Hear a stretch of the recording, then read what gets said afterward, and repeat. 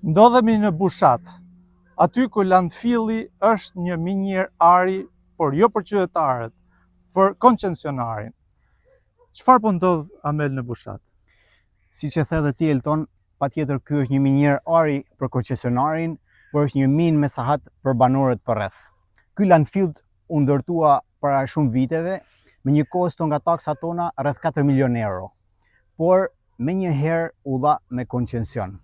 U projektua për të shërbyer si një ndërmarrje publike për menaxhimin e mbetjeve të Bashkisë Vaudès dhe disa bashkive përreth, ama direkt pas ndërrimit të pushtetit në këtë bashki, pas një garë dhe pa transparencë dhe një studim se çfarë efekti mund të kishte, në mjedis u shty sërish edhe për 25 vite ky koncesion.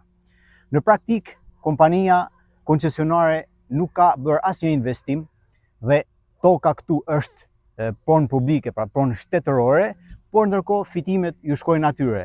Dhe çfarë marrin qytetarët e Vaudèsit në këmbim është duke paguar më tepër për pastrimin dhe marrin në këmbim ndotje në ajër dhe në tokë.